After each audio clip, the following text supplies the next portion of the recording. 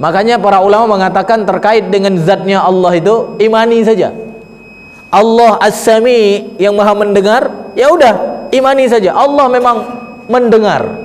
Sifat Allah mendengar. Bagaimana Allah mendengar? Laisa kamislihi syai'. Tidak ada yang menyerupai dengan Allah sedikit pun.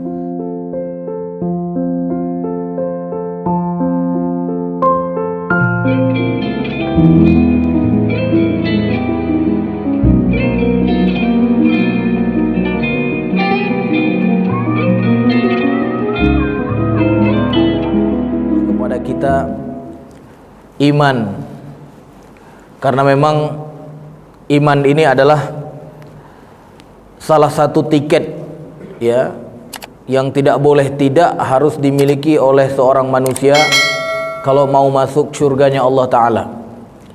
Dan alhamdulillah sampai saat ini kita masih diberikan nikmat iman itu. Begitu juga ya kalau kita lihat nikmat yang tidak kalah berharga dari antara nikmat-nikmat yang lain adalah nikmat amal soleh, yang hari ini juga Allah masih ya berikan kepada kita. Ya karena sholat subuh berjamaah, setelah itu pengajian, itu semua amal soleh. Nggak ada yang mengatakan itu amal salah ya. Ya, jadi semua sepakat gitu ya. Walaupun ada amal-amalan yang di antara para ulama berbeda pendapat. Tapi kalau yang namanya majelis ilmu, sholat subuh berjamaah, itu nggak ada perbedaan pendapat di antara para ulama kalau itu adalah amal soleh ya. Dan kita bersyukur masih dipilih oleh Allah untuk menjadi orang yang beramal soleh tersebut ya. Karena memang kalau kita lihat di dalam Al-Quran, ciri-ciri orang beruntung itu kan setidaknya mereka memiliki dua nikmat ini Pak ya. Kalau kita lihat misalnya di dalam surat Al-Asr itu, yang kata Allah pada dasarnya semua manusia adalah rugi. Nah, kecuali siapa? Kecuali kata Allah yang pertama yang beriman. Ya, jadi Masya Allah kita termasuk yang dikecualikan itu. Dikecualikan dari yang rugi. Ya, habis itu yang kedua apa Pak? Yang kedua beramal soleh. Jadi Masya Allah ya, illal ladzina amanu wa amilus solihat. Jadi ciri orang beruntung yang utama itu beriman dan beramal soleh. Walaupun banyak orang bersyukur diberikan kesehatan misalnya Pak ya, tapi ternyata ya banyak orang sehat tapi tak beramal soleh Pak ya. Ya, dan ada orang sakit tapi beramal soleh ya. Jadi sehat itu memang nikmat ya, dari nikmat-nikmat yang Allah berikan, tapi ada yang lebih utama gitu. Apa yang lebih utama dari sekedar sehat? Ya itulah amal soleh. Maka mudah-mudahan Bapak Ibu dirahmati Allah, kita semua diteguhkan di dalam iman sampai akhir hayat kita, dan juga diteguhkan oleh Allah untuk beramal soleh sampai detik-detik terakhir hidup kita di dunia ya. Karena kalau sudah menjadi orang beramal soleh sampai akhir hayatnya, berarti ciri-ciri orang yang husnul khotimah. Baik, Bapak Ibu yang dirahmati Allah, tema kajian singkat kita pada hari ini adalah tentang ad-dinun nasihah. Jadi agama itu adalah ketulusan. Nah, hadis ini penting, Mbak. Ya, hadis ini singkat saja, tapi maknanya luas. Ya, sama seperti sabda Nabi Muhammad SAW ketika beliau bersabda, al-hajju arafah. Jadi Rasulullah SAW pernah mengatakan haji itu adalah arafah gitu. Menunjukkan apa? Menunjukkan Arafah itu adalah salah satu rukun haji yang nggak boleh ditinggal. Kalau orang meninggalkan wukuf di Arafah, konsekuensinya adalah hajinya batal, hajinya nggak ada gitu. Nah, ketika Rasulullah SAW dalam sebuah hadis mengatakan, ya hadis ini hadis yang diriwayatkan oleh Imam Muslim dari Abi Ruqayyah. Siapa Abi Ruqayyah itu? Tamim bin Aus Ad-Dari radhiyallahu anhu. Anna Rasulullah sallallahu alaihi wasallam maqal. Jadi kata Tamim bin Aus Ad-Dari radhiyallahu anhu, Rasulullah sallallahu alaihi wasallam bersabda, ad-dinun nasihah, kata beliau. Ya. Bahkan di dalam riwayat yang lain sampai diulang 3 kali oleh Rasulullah. Ad-dinun nasihah. Ad-dinun nasihah. Menunjukkan apa, Pak? Menunjukkan begitu penting an-nasihah itu. Cuma pertanyaannya, apa arti nasihah itu ya? Apa arti an-nasihah, Pak? Jadi ini penting juga kita lihat ya, menurut pandangan para ulama bahasa ya. Kalau di Indonesia seringkali diartikan an-nasihah itu nasihat gitu ya. Namun memang tidak selamanya bahasa Arab yang sama dengan bahasa kita maknanya sama gitu. Ya. Nasihat dengan an-nasihah tidak selamanya sama gitu. Sama seperti kalau kalimat di dalam Al-Qur'an itu al-fitnah misalnya. Ya, al-fitnah atau fitnah. Wal fitnatu asyaddu minal qatl, kata Allah kan. Apa arti fitnah di dalam Al-Qur'an? Ya. Dan apa arti fitnah menurut bahasa kita Indonesia kan? Kalau fitnah di dalam bahasa Indonesia artinya apa, Pak? Mendustai kan? Mengatakan sesuatu yang enggak ada pada orang lain, ya. Kalau yang kita katakan ada pada orang lain namanya kan ghibah kan.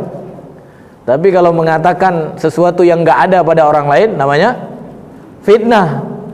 Apakah sama dengan al-fitnah yang ada dalam Al-Qur'an? Nah, tentu beda gitu. Walaupun sama al-fitnah bahasa Al-Qur'an dan secara bahasa Indonesia juga dinamakan fitnah, tapi beda maknanya gitu. Jangan pula nanti kalau kita sering difitnah orang, habis itu kita pakai dalil. Tahukah kamu Allah mengatakan al-fitnah asyaddu minal qatl, kata gitu kan? Kan sering gitu, Pak ya. Kalau ada orang yang memfitnahnya, dia kemudian mengatakan apa? Tahukah kamu Allah mengatakan fitnah itu lebih kejam dari pembunuhan. Nah, padahal itu sebenarnya nggak bisa dijadikan sebagai dalil itu gitu. Karena apa? Beda maknanya gitu. Ya. Karena fitnah dalam Al-Qur'an itu bukan mendustai tadi atau mengatakan sesuatu yang tidak ada pada orang lain gitu. Nah, begitu juga an-nasihah. An-nasihah kalau kita lihat di dalam makna bahasa, walaupun memang nanti ada yang mengatakan sama dengan nasihat di dalam bahasa Indonesia, ya. Tetapi secara bahasa Arab disebutkan an-nasihah itu adalah al-ikhlas, ya, wat tasfiyah. Jadi at-tasfiyah atau kemurnian, ya, al-ikhlas ketulusan, ya, disebutkan oleh ulama bahasa bahwa an-nasihah itu adalah isim masdar namanya, ya, dan masdarnya nushun, ya, artinya apa? Yaitu al-ikhlas, tulus gitu, atau at-tasfiyah, murni, kemurnian. Makanya ada istilah di dalam bahasa Arab itu, kalau orang mengatakan zahab nasih, ya, artinya apa? Emas murni namanya, ya, atau apa namanya, asal nasih, madu murni, ya. Jadi laisa fihi ghish, yang tidak ada padanya campuran. Jadi kalau emas nggak ada campuran, itu namanya emas nasih, emas yang murni. Jadi an-nasihah di situ ya secara bahasa artinya apa? Al-ikhlas, ketulusan, atau at-tasfiyah, kemurnian. Makanya tadi saya kasih tema, judulnya adalah ad-dinun nasihah, yang artinya apa? Agama adalah ketulusan gitu. Ya, agama adalah ketulusan. Walaupun ada juga ya para ulama yang mengatakan makna dari an-nasihah itu apa? An-nasihah di situ artinya kalimatun jami'atun li iradatil khairi. Jadi kalimat yang dengan kalimat itu diinginkan kebaikan bagi yang lain. Jadi dengan kalimat itu diinginkan kebaikan bagi yang lain. Berarti kalau bahasa Indonesia apa itu, Pak? Ya, dengan kalimat seperti kalimat saya yang keluar di mulut saya hari ini, saya menginginkan apa? Menginginkan kebaikan bagi orang lain. Berarti namanya nasihat gitu. Ya, ada yang mengatakan secara secara kesimpulan ya, bahwa kalimat-kalimat yang diinginkan dengannya kebaikan itu dinamakan dengan an-nasihah gitu. Tetapi kalau kita lihat secara bahasa tadi, bahasa Arab ya, bukan hanya kalimat yang diinginkan dengannya kebaikan, tetapi apa? Ya, lebih khusus lagi an-nasihah itu adalah al-ikhlas namanya, ketulusan. Dan jamaah sekalian, penting kita mengetahui arti kalimat nasihah ini. Kenapa? Karena dengan mengetahui arti kalimat an-nasihah ini akan memudahkan kita untuk memahami lanjutan hadisnya. Ya, kalau kita tidak memahami kalimat ini agak rancu nanti ke depan. Karena hadisnya bukan sampai di situ. Ketika Rasulullah SAW mengatakan itu sampai 3 kali, para sahabat kemudian kata Tamim bin Aus Ad-Dari itu, mereka mengatakan sesuatu kepada Rasulullah. Kulna. Ya, artinya apa? Mereka menanyakan kepada Rasulullah. Ya. Apa yang ditanyakan oleh para sahabat? Liman gitu. Liman. Untuk siapa? Ya. Maka Rasulullah SAW mengatakan, yang pertama adalah lillah. Yang kedua, wali kitabihi. Yang ketiga, wali rasulihi. Yang keempat, wali a'immatil muslimin. Dan yang kelima, wa ammatihim. Jadi ada 5. Kan yang pertama tadi kata Rasulullah ad-dinun nasihah. Maka para sahabat ketika mendengar itu bertanya, untuk siapa gitu? Untuk siapa? Maka yang pertama kata Rasulullah SAW, untuk Allah. Kalau kita artikan an-nasihah di situ nasihat, agak bingung nggak kita? Bingung nggak? Berarti pertanyaannya nasihat itu untuk siapa? Kan gitu. Maka jawaban Rasulullah untuk Allah. Agak rancu nggak? Kalau nasihat untuk Allah, bingung nggak kita? Bagaimana menasehati Allah? Kan gitu kan? Benar nggak? Yang kedua, wali kitabihi, untuk kitabnya, kitabnya Allah. Ya, kalau kitab berarti Al-Quran. Bagaimana menasehati Al-Quran? Kan begitu. Makanya disebutkan kembali ke makna awal tadi, ya. Yang an-nasihah itu artinya adalah al-ikhlas tadi. Yang artinya adalah ketulusan. Nah, ketika ditanya ketulusan untuk siapa, mudah nggak kita jawabnya? Yang pertama adalah ketulusan untuk Allah. Nyambung nggak? Tinggal kita tanya bagaimana bentuk ketulusan kepada Allah. Dan itu nanti yang akan kita jelaskan sedikit. Begitu juga yang kedua, ketika Rasulullah menjawab wali kitabihi, kepada kitabnya, ya kan? Artinya apa? Ketulusan kepada kitabnya. Bisa nggak dimengerti? Bisa. Tinggal nanti kita jelaskan bagaimana bentuk implementasi ketulusan kepada kitab. Begitu juga yang ketiga, kepada Rasulnya. Bagaimana bentuk ketulusan kepada Rasulnya. Dan yang ketiga, a'immatil muslimin, bagaimana bentuk ketulusan kepada pemimpin kaum muslimin. Dan yang kelima adalah ammatihim, artinya apa? Bentuk ketulusan kepada masyarakat secara umum. Nah, jadi makanya saya jelaskan tadi arti kalimat an-nasihah itu. Sehingga apa? Mudah kita memahami lanjutan hadisnya. Kalau tidak, ya nanti mungkin akan ada yang bertanya, kalau an-nasihah itu nasihat, ya bagaimana nasihat Allah gitu? Bagaimana nasihat kepada Allah? Bagaimana nasihat kepada kitab? Bagaimana nasihat kepada Rasul? Apalagi Rasul nggak ada lagi sekarang gitu kan? Gimana nasihatinya gitu kan? Ya, maka Bapak Ibu dirahmati Allah, an-nasihah dikembalikan kepada makna dasarnya apa tadi?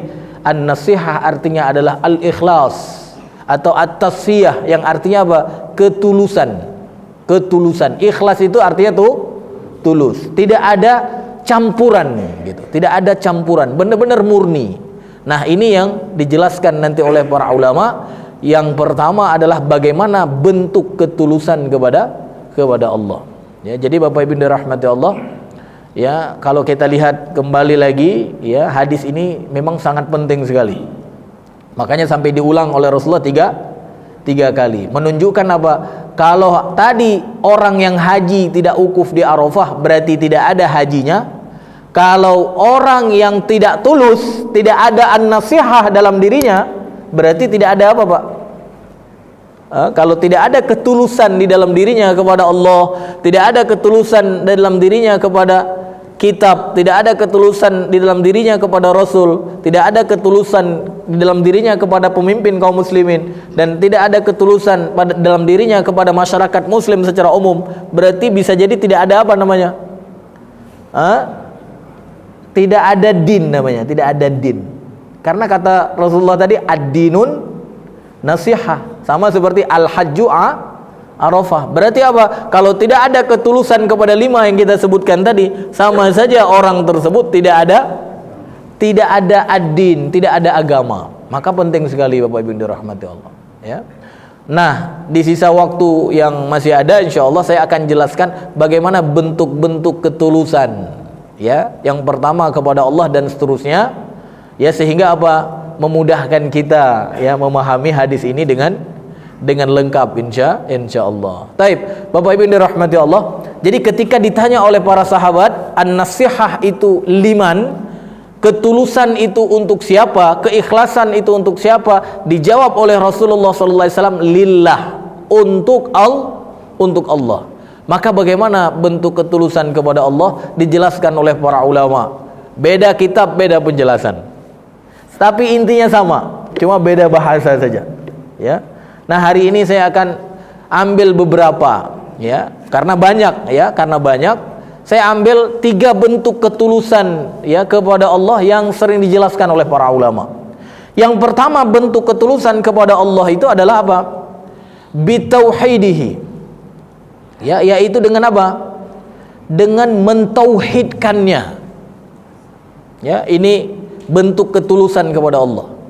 Jadi kalau orang tidak mentauhidkan Allah, tidak mengesahkan Allah, berarti dia belum tulus kepada Allah. Nah, bagaimana cara mentauhidkan Allah? Nah, ini pun, ya, para ulama berijtihad dengan macam-macam ijtihad, kan? Ya, kalau di Indonesia misalnya apa? Mengenalkan sifat 20 gitu kan? Tujuannya apa? Biar mereka bisa mentauhidkan Allah. Ada juga ijtihad yang lain, misalnya ijtihad yang lain apa? Yang mengenalkan dengan rububiyahnya Allah misalnya, atau uluhiyah Allah Ta'ala, atau asma wa sifatihi. Ini ijtihad para ulama, ya. Ada yang mengajarkan metode ini, ada yang mengajarkan metode yang lain. Intinya apa? Biar kita mudah mentauhidkan Allah, mengesahkan Allah, mengesahkan di dalam apa, misalnya Allah, ya, Rabb semesta alam, yang menguasai, yang menciptakan. Tidak ada yang menguasai, tidak ada yang menciptakan selain Allah. Nah, cuma cara para ulama menjelaskan itu beda-beda, gitu kan? Tapi intinya itu untuk mentauhidkan Allah. Begitu juga apa namanya? Mengenalkan kepada manusia bahwa yang berhak disembah itu hanya Allah, ya. Jadi ketika kita katakan asyhadu alla ilaha illallah, ya, kita bersaksi, aku bersaksi tiada ilah gitu, tiada ilah yang berhak disembah gitu. Ya, ketika kita sudah bersaksi bahwa tiada ilah yang berhak disembah, berarti kita sudah menjadi orang yang tulus kepada Allah. Ya. Dan kemudian apa? Kita mengikuti cara nyembah Allah itu sesuai dengan yang diajarkan oleh Rasulullah. Ya, kalau misalkan kita mengatakan diri beribadah kepada Allah tapi tak mengikuti cara yang ditunjuk oleh Rasulullah, nah ini bisa bahaya juga gitu kan. Berapa banyak orang mengatakan kami beribadah kepada Allah tapi menggunakan cara yang salah, benar gak? Ya, seperti orang-orang musyrik dulu kan. Orang musyrik yang ada di Mekah ketika itu, kalau kita tanya kepada mereka, mereka mengatakan ibadah kepada siapa, Pak? Hah? Coba buka misalnya dalam surat Az-Zumar itu kan, ayat 3. Jadi mereka itu ketika ditanya, mereka mengatakan apa? Kami menyembah Allah. Dan ketika ditanya juga kepada mereka, kenapa kalian sembah juga patung-patung, kan gitu kan? Karena ketika peristiwa Fathu Mekah itu kan tersebut di dalam hadis-hadis, di dalam sejarah Islam, Nabi Muhammad kan menghancurkan berapa patung, Pak? Hah? Ada berapa patung yang dihancurkan oleh Rasulullah di saat Fathu Mekah itu? 360 patung dihancurkan oleh Rasulullah Muhammad SAW. Itu patung itu di sekitar Ka'bah, Pak. Makanya orang yang haji hari ini nggak lihat lagi patung itu. Tapi kalau hajinya sebelum Fathu Mekah, ada patung itu. Ya, kan Nabi Muhammad bersama para sahabat misalnya pernah haji pada 7 Hijriah kan, tahun 7 Hijriah. Setelah perjanjian Hudaybiyah itu kan. Kan tadinya mau masuk pada 6 Hijriah kan, tapi nggak bisa. Akhirnya pada tahun 6 Hijriah itu terjadi perjanjian Hudaybiyah, tahun depan masuk. Maka masuklah pada 7 Hijriah. Artinya 7 Hijriah itu kan belum ada apa, Pak? Belum Fathu Mekah. Belum Fathu Mekah, belum dihancurkan oleh Rasulullah. 360 patung itu kan. Berarti apa? Haji pada 7 Hijriah itu masih ada apa, Pak? Masih ada berhala di sekitar Ka'bah. Maka ketika ditanya kepada mereka, kenapa kalian menggunakan patung-patung itu? Ya, apa jawabannya, Pak? Liyuqarribuna ilallah zulfa, kata mereka. Ya, liyuqarribuna. Untuk apa? Untuk mendekatkan diri kami. Kepada siapa? Kepada Allah. Untuk mendekatkan diri kami. Ya, itu ada dalam surat apa tadi? Surat Az-Zumar, ya. Makanya di situ ya Allah Subhanahu wa taala menjelaskan sebenarnya ala lillah al-khalis, ala lillahil khalis. Jadi ya Allah itu harus murni ketundukan kita kepadanya, harus murni. Jadi tidak boleh ada campuran gitu, tidak boleh.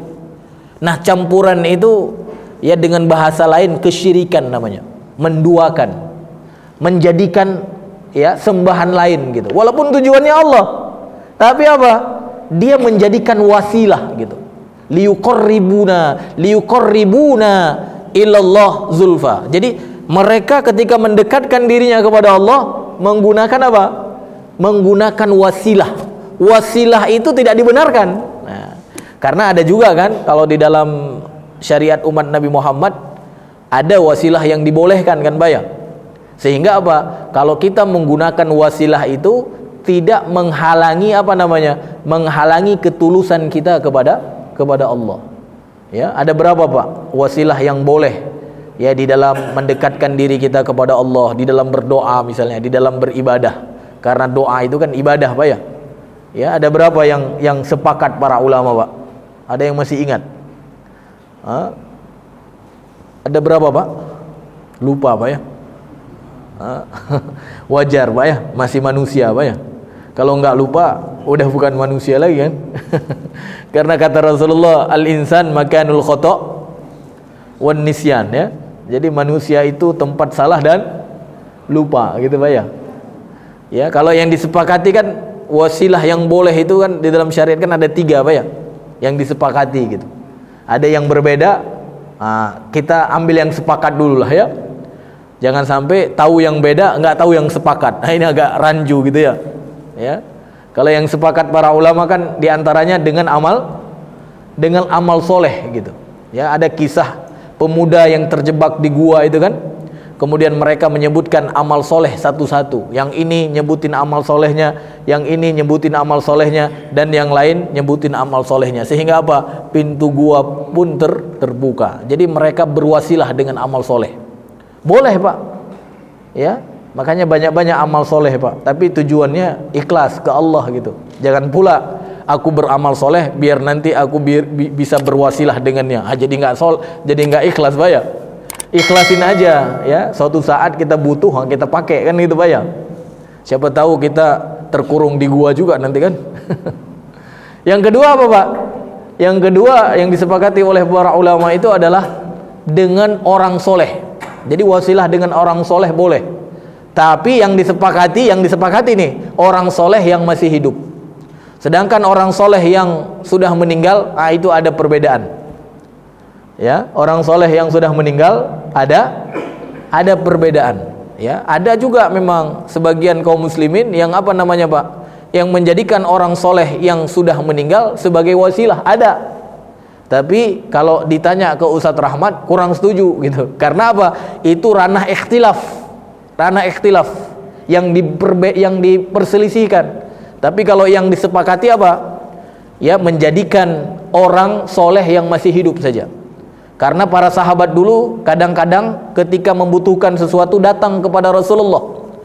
Dia minta kepada Rasulullah biar Rasulullah mendoakannya.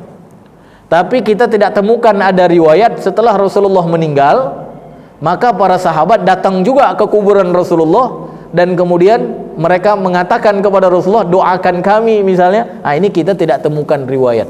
Ya. Tetapi ada sebagian kaum muslimin yang hari ini masih menjadikan itu sebagai wasilah. Ini kembali kepada dalil mereka ya, karena ini ranah ikhtilaf namanya ya, perbedaan pendapat di antara para ulama. Tapi kalau ditanya ke Ustadz, ya lebih selamatnya apa? Lebih selamatnya karena memang para sahabat hanya berwasilah dengan Rasulullah ketika masih hidup, maka kita carilah orang soleh yang masih hidup pada hari ini. Kalau mau minta doa pada mereka, mintalah, karena dibolehkan. Dan yang ketiga apa Pak? Yang ketiga adalah berwasilah dengan Asmaul Husna namanya. Ya, Asmaul Husna seperti apa? Ya, seperti Al-Alim, ya, Al-Ghaffar, itu kan semua Asmaul Husna kan? Ar-Razzaq, Al-Qawi, Al-Ghani, Al-Mughni, kan gitu kan?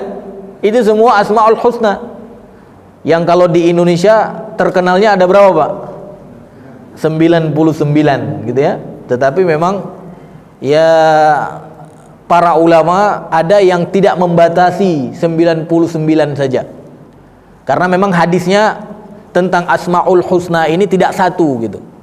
Ada satu hadis mengatakan 99, bahkan sampai disebutkan orang yang hafal 99 Asmaul Husna dia masuk surga gitu. Tapi ada juga hadis yang lain yang menjelaskan bahwa Asmaul Husna itu tidak terbatas gitu. Jadi ya ada yang membatasi, berarti ngambil satu hadis ya, tidak ambil hadis yang lain. Jadi ini ranah ikhtilaf. Lebih baik memang ya kita meyakini yang namanya Asmaul Husna itu banyak gitu. Ya, banyak. Nah, apa yang kita sudah ketahui, kita bisa gunakan dia sebagai wasilah untuk mendekatkan diri kita kepada Allah, untuk berdoa kepada Allah. Misalnya kita kadang-kadang merasa lemah gitu ya, maka kita gunakan Asmaul Husna yang maha kuat, apa namanya? Al-Qawi, Al-Qahar misalnya. Kita kemudian mengatakan ya Qawi misalnya, wahai yang maha kuat, Qawi ini. Atau kita kadang-kadang merasa ini kayaknya rezeki udah agak seret nih gitu kan.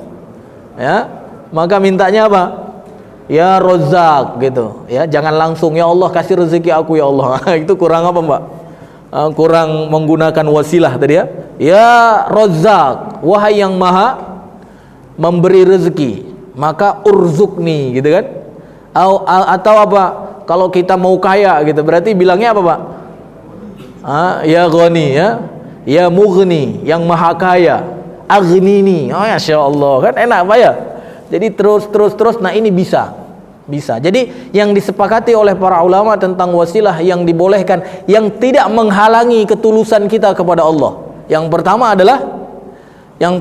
adalah dengan amal soleh. Yang kedua orang soleh yang masih hidup. Dan yang ketiga asmaul husna. Maka kalau kita pakai wasilah itu tidak menghalangi ketulusan kita kepada Allah. Tapi kalau pakai yang lain, seperti apa yang digunakan oleh orang-orang musyrik dulu, pakai patung gitu kan, pakai sembelihan kepada selain Allah, itu bahaya Pak. Itu bisa-bisa kita nggak jadi orang tulus lagi kepada Allah. Berarti kalau orang tidak tulus kepada Allah, agamanya hilang Pak. Ya, kan ada sekarang mendekatkan diri kepada Allah, misalnya apa, harus sembelih ke laut gitu kan. Ya, kalau nggak sembelih ke laut nanti apa? Nanti hasil rezekinya jadi berkurang misalnya, atau lautannya marah, jadi ombaknya besar gitu kan. Ya, makanya setiap tahun harus apa namanya, memberikan sesuatu. Sama seperti ketika di Mesir dulu di zaman Amr bin As itu kan. Ya, di masa-masa Amr bin As, di awal-awal kepemerintahan beliau, keyakinan masyarakat Mesir ketika itu kalau tidak dilempar atau di apa namanya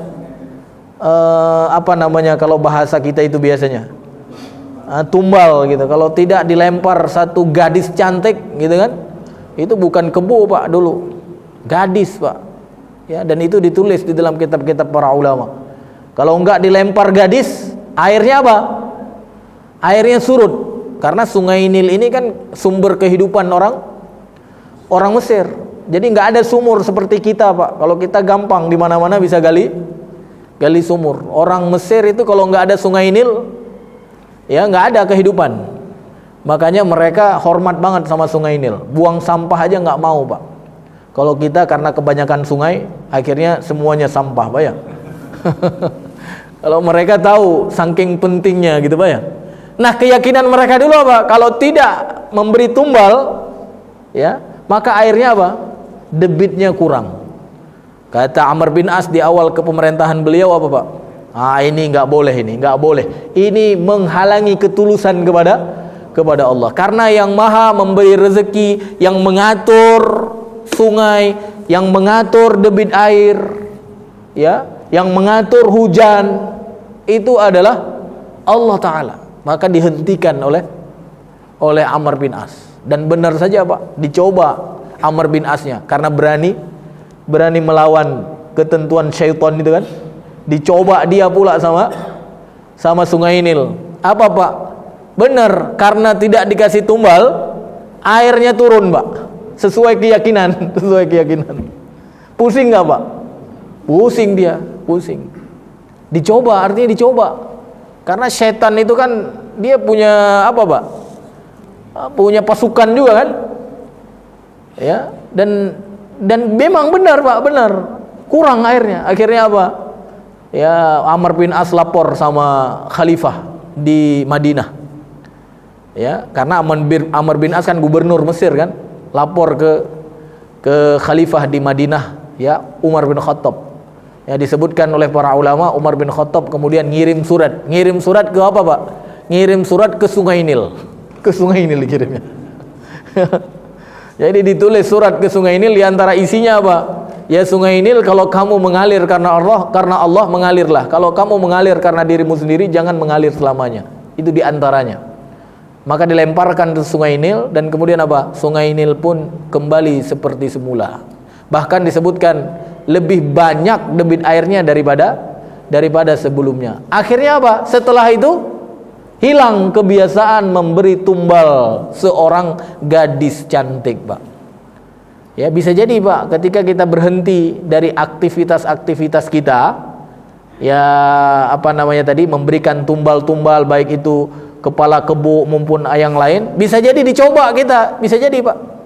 Tapi ketika datang cobaan itu jangan kembali lagi gitu, jangan kembali lagi. Oh udahlah, kan kemarin kita tunda 1 tahun, kita tidak kasih 1 kepala sapi, ya udah tahun depan kita kasih 2 gitu ya. Itu namanya kembali lagi Pak, kembali lagi. Jadi Bapak Ibu yang dirahmati Allah, bentuk ketulusan kepada Allah itu ya, di dalam masalah tauhid itu harus lurus, Pak. Tidak boleh tercampur dengan kesyirikan. Ya. Jadi apa-apa yang diberitakan oleh Allah ya tentang Rabb semesta alam, bahwa beliau yang menciptakan, Allah Ta'ala yang mengatur, kita harus benar-benar meyakininya. Bahwa Allah yang berhak disembah, tidak ada yang lain yang berhak disembah, maka kita harus tanamkan di dalam jiwa kita. Bahwa Rasulullah sudah menjelaskan ada wasilah yang boleh, ada wasilah yang tidak boleh, kita harus apa? Ikuti dengan benar. Sehingga apa? Tidak menjadi orang yang tidak tulus kepada Allah. Ya, ketika Allah kabarkan dirinya memiliki sifat, memiliki nama-nama yang mulia, kita yakini saja. Itu bentuk ketulusan kepada Allah. Tidak perlu apa? Tidak perlu mempertanyakan yang berlebihan tentang zatnya Allah. Kan ada orang juga hari ini kan, ketika Allah katakan, ya Allah kan memiliki mulia seperti As-Sami tadi kan. Artinya apa? Yang maha mendengar. Oh, bagaimana Allah mendengar? Nah, ini sudah mulai tidak tulus, Pak. Kalau Allah mendengar berarti Allah punya telinga. Bagaimana telinganya Allah? Udah mulai pusing lagi tuh. Apakah telinganya Allah sama kayak telinga Ustaz Rahman, atau sama kayak jamaah yang lain? Atau sama kayak telinga unta, atau sama kayak telinga gajah? Kan telinga gajah besar, Pak ya. Itu sudah memunculkan ketidaktulusan namanya. Ketidaktulusan. Hati-hati, Pak. Makanya para ulama mengatakan terkait dengan zatnya Allah itu imani saja. Allah As-Sami yang maha mendengar, ya udah imani saja. Allah memang mendengar. Sifat Allah mendengar. Bagaimana Allah mendengar? Laisa kamislihi syai'. Tidak ada yang menyerupai dengan Allah sedikit pun. Bagaimana Allah mendengar? Ya wallahu alam. Tidak ada yang menyerupai bagaimana Allah mendengar. Apakah seperti mendengarnya kita atau seperti mendengarnya yang lain? Tidak bisa diserupakan. Ya, maka bentuk ketulusan kita yakini itu, gitu. Kita yakini itu. Tapi terhadap ciptaannya baru kemudian kita apa, Pak? Kita pertanyakan, kan begitu, Pak ya? Kalau sekarang umat Islam kebalikan, Pak. Makanya nggak maju-maju hari ini ya, tambah mundur kita hari ini. Ya, memperdebatkan sesuatu yang nggak perlu gitu. Ya, benar nggak? Ya, sekarang bukan rahasia kan, di antara kita kelompok ini kelompok itu asik membicarakan apa, Pak? Ya, yang nggak penting. Yang satu ada yang mentakwilkan, yang satu tidak mentakwilkan, gitu kan? Akhirnya apa? Ya di situ terus gitu. Padahal orang-orang kafir hari ini memikirkan apa, Pak? Bukan zat Allah yang dipikirkan, tapi ciptaannya. Makanya mereka nemu minyak di sini, nemu emas di sana, ya kan? Karena bumi yang diciptakan oleh Allah ada 7 lapis, langit yang diciptakan oleh Allah ada 7 lapis. Nah, umat Islam hari ini nggak memikirkan itu kan, Pak ya? Akhirnya apa? Yang ngebor minyak banyak orang kafir, Pak. Bagaimana Allah menciptakan gunung? Yang kata Allah gunung itu apa, Pak? Tetap atau bergerak? Kata Allah bergerak. Harusnya apa? Kita memikirkan itu. Emang benar ya gunung itu bergerak? Nah, kita mulai apa? Penelitian seperti yang dilakukan oleh orang-orang ya tidak beriman hari ini. Dan mereka kemudian menyimpulkan, benar gunung itu memang bergerak. Dan mereka membuktikan secara ilmiah. Ya. Nah, kalau sahabat dulu, Pak, ya, dan ya ulama-ulama salaf terdahulu, mereka tidak sibuk dengan memikirkan zatnya Allah, tapi apa, Pak? Memikirkan ciptaannya Allah. Itu yang dulu, Pak. Makanya bahkan sampai ide pesawat terbang itu kan bukan dari musuh Allah, bukan dari orang kafir kan? Dari siapa ide pesawat terbang itu? Dari para ulama. Ya. Ide ilmu kedokteran itu dari ulama-ulama Islam kan?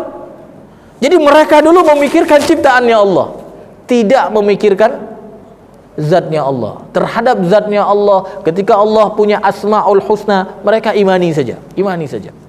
Itulah bentuk ketulusan kepada Allah. Taib, Bapak Ibu yang dirahmati Allah, ini saya kira sudah sering disampaikan di pelajaran tauhid, Pak ya. Maka mudah-mudahan semua kita ya menjadi orang yang bertauhid dengan sebenar-benar tauhid. Murni tauhid kita, tulus, Ya, laisa fihi ghish, tidak ada di dalamnya campuran. Kalau tauhid ada campuran, berarti kita belum menjadi orang yang tulus, ya. Taib, yang kedua apa, Pak? Yang kedua, ya, setelah mentauhidkan Allah, yang kedua agar termasuk orang yang tulus kepada Allah itu adalah ikhlas di dalam beramal. Jadi setiap amalan itu hanya ditujukan untuk Allah. Ya, innas salati wa nusuki wa mahyaya wa mamati lillah, gitu kan? Lillah. Salat, semua ibadah, nusuki, semua ibadahku. Ya. Hidupku, matiku lillah, untuk Allah. Berarti apa? Tulus kita kepada Allah. Dan yang ketiga, Pak, yang ketiga ini bentuk ketulusan kepada Allah.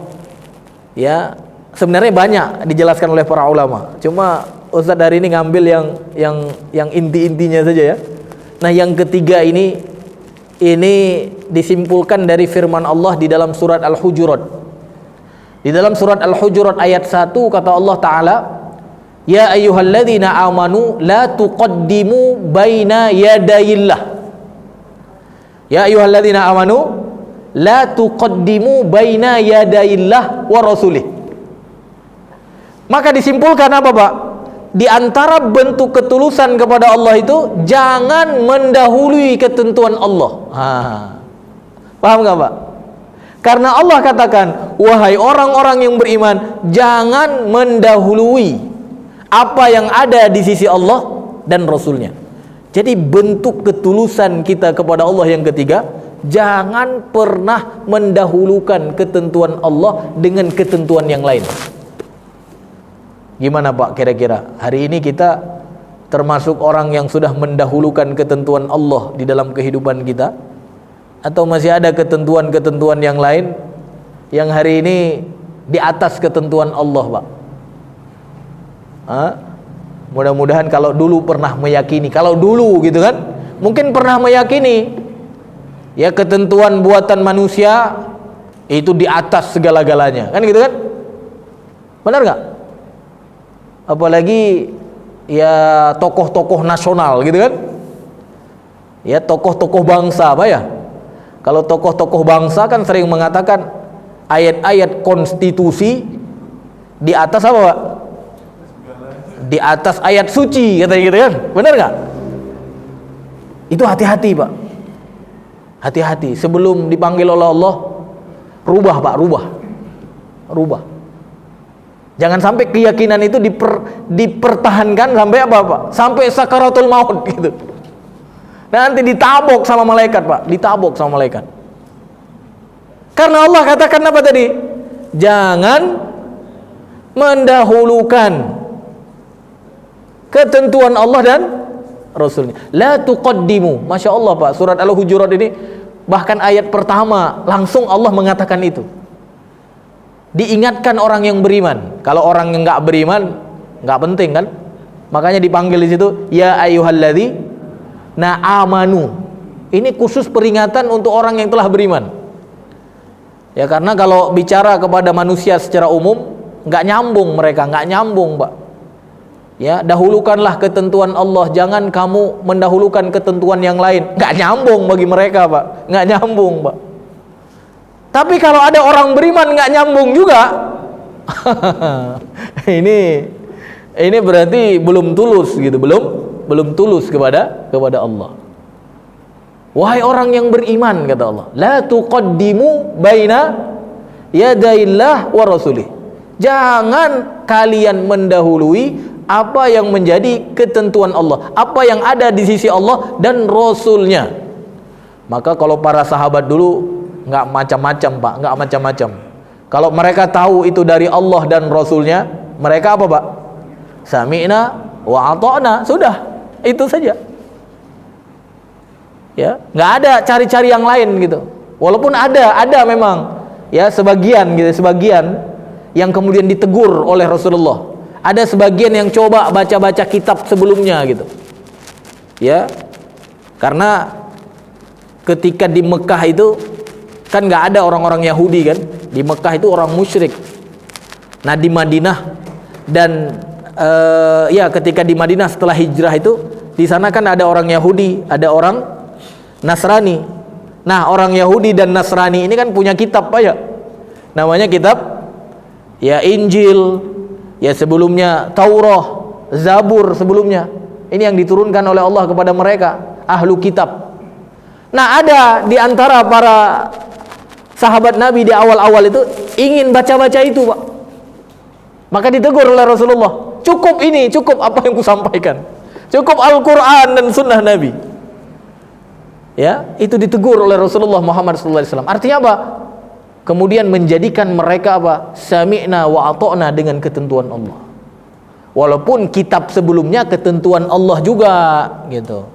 Cuma ketentuan Allah yang belum disempurnakan, ya. Karena Al-Qur'an itu adalah penyempurna kitab-kitab sebelumnya. Makanya ketika kita temukan ada ketentuan-ketentuan di kitab sebelumnya berbeda dengan Al-Qur'an, nah kita tidak boleh ambil yang ada di dalam kitab sebelumnya. Kalau di dalam usul fikih namanya mansukh, sudah tergantikan, sudah terhapus gitu. Tapi kalau ada ketentuan-ketentuan yang tidak berbeda gitu, yang tidak berbeda, artinya disetujui, ya, disetujui oleh Al-Quran dan Sunnah Nabi, maka ketentuan yang lama itu masih berlaku, gitu, masih berlaku. Itu ketentuannya. Maka disebut Al-Quran itu sebagai penyempurna dan Nabi Muhammad sebagai Nabi penutup. Walaupun nabi-nabi sebelumnya Muslim juga gitu. Jangan katakan pula nabi sebelumnya ya Nasrani gitu kan. Nggak ada nabi Nasrani gitu. Nabi Adam sampai Nabi Nuh, Nabi Ibrahim semua Muslim gitu ya. Kitab-kitab yang diturunkan oleh Allah itu menjadikan orang yang beriman kepadanya ya sebagai Muslim ya. Namun orang-orang yang tidak beriman kepada kitab yang diturunkan kepada mereka ketika itu sama seperti sekarang. Kalau ada umat yang tidak beriman kepada Al-Quran, kalau sekarang namanya apa Pak? Namanya kafir kan? Nah dulu juga begitu. Kalau ada yang nggak beriman kepada kitab yang diturunkan oleh Allah, Zabur, Taurat, ya Suhuf Musa, Suhuf Ibrahim, kalau ada yang nggak beriman kepada kitab itu, berarti namanya apa? Sama gitu. Maka Bapak Ibu yang dirahmati Allah, pada dasarnya sejak awal sampai hari ini semua yang beriman kepada Allah dan Rasulnya itu dinamakan Muslim. Dan syariat yang dulu berbeda dengan syariat sekarang, maka syariat dulu tidak berlaku lagi, yang berlaku adalah syariat sekarang. Tapi kalau syariat dulu sama dengan syariat sekarang, syariat Nabi Muhammad, maka itu pun masih bisa dijadikan sebagai referensi. Jadi Bapak Ibu yang dirahmati Allah, bentuk ketulusan kepada Allah yang ketiga apa? Mendahulukan ketentuan Allah dari ketentuan yang lain. Maka mudah-mudahan Pak, kita introspeksi Pak ya. Apalagi yang sudah senior Pak ya. Ya. Cuma katanya kalau ngikut sejarah gitu ya, ngikut sejarah katanya yang senior agak susah dirubah katanya. Benar nggak Pak? Wallahu a'lam, ikut sejarah kan gitu kan. Karena kalau kita lihat sejarah dakwah Nabi, yang jadi pengikut Nabi banyaknya senior atau gimana Pak? Coba kita renung-renung sedikit. Senior ada juga, tapi yang banyaknya yang mana Pak? Yang banyaknya anak muda Pak ya. Minimal apa? Yang seumur dengan Nabi Muhammad. Abu Bakar kan seumur lah ya. Umar, Utsman, Ali. Ya, Ali kecil banget malah. Ya, Ali kecil banget. Tapi yang senior-senior Abu Jahal, Abu Lahab, ini kan paman-paman Nabi kan? Ya, bahkan pamannya sendiri yang mendukung dakwah kan? Siapa namanya?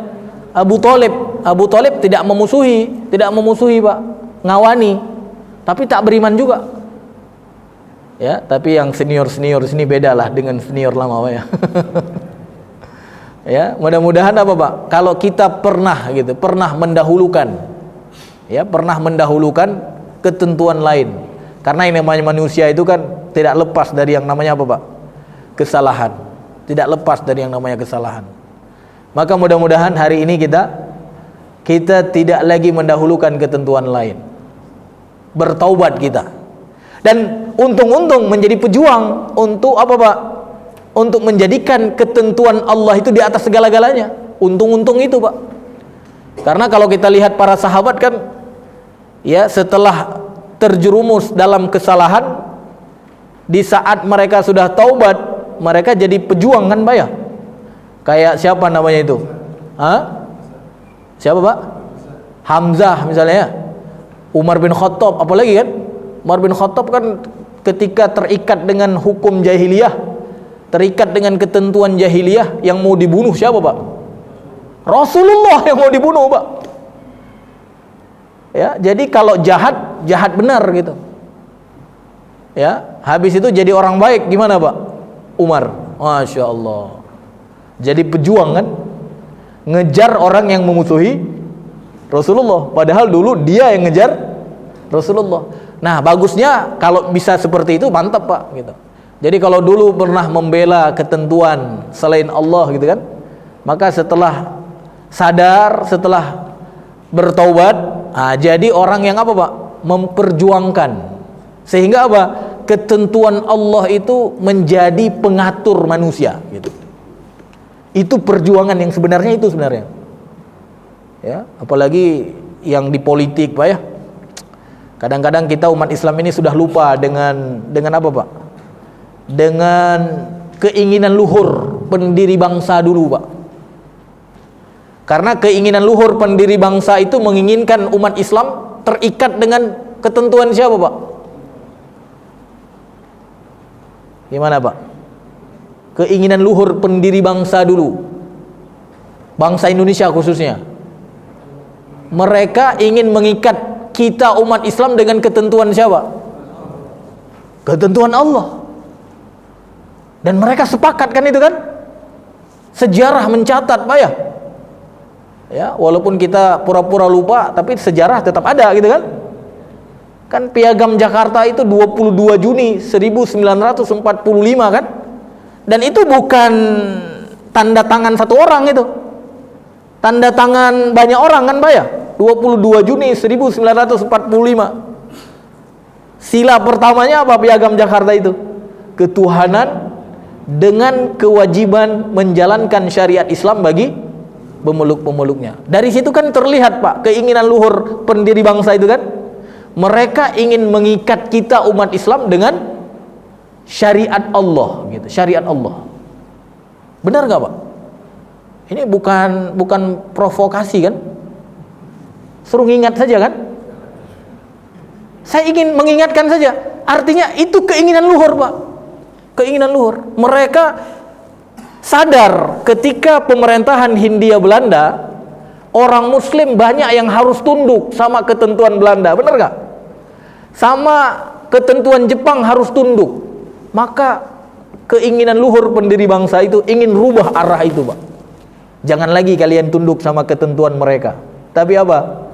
Terikatlah dengan ketentuan Allah. Sehingga apa? Ketentuan Allah itu di atas segala-galanya. Masya Allah, Pak. Tulus nggak pendiri bangsa kita, Pak?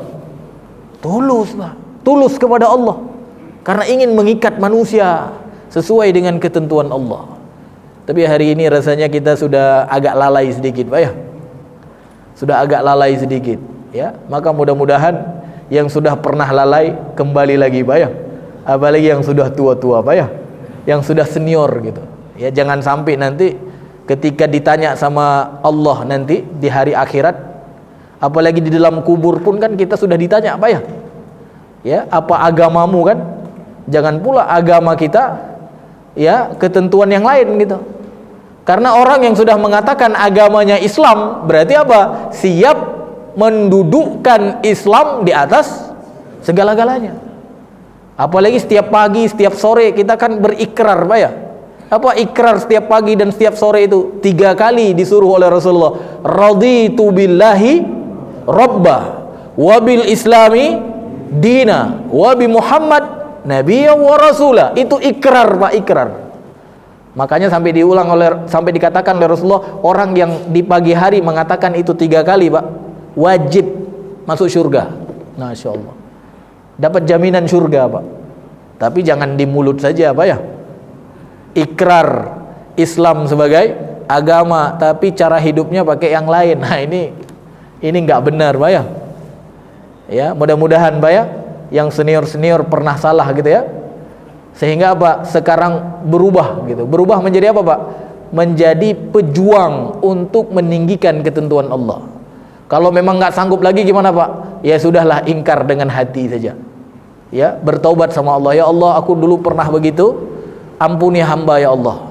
Jangan sampai nanti ketika ditanya oleh malaikat mungkar dan nangkir di dalam kuburan, madinuka, kan ditanya kan, apa agamamu? Jangan sampai ya Allah aku nggak bisa jawab ya Allah. Karena kalau aku pernah mendahulukan Islam, mendahulukan ketentuan yang lain di dalam kehidupanku di dunia selain ketentuan Islam, ya maka ampuni aku ya Allah, sehingga apa? Aku bisa menjawab pertanyaan malaikat mungkar nakir nanti di dalam kuburku. Ya, jadi Bapak Ibu dirahmati Allah, mudah-mudahan ini jadi introspeksi kita bersama Pak ya.